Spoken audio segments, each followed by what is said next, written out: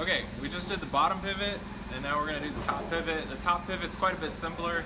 The glue is really hard to squeeze out of this tube, but it's just a plate, and then it's got a channel for the pivot point to go into, and it's got a little plastic bushing here. So I'm going to put some glue here.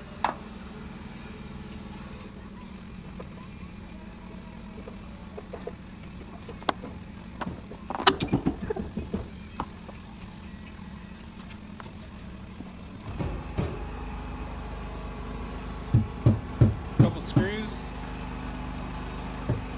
No damage from dropping it.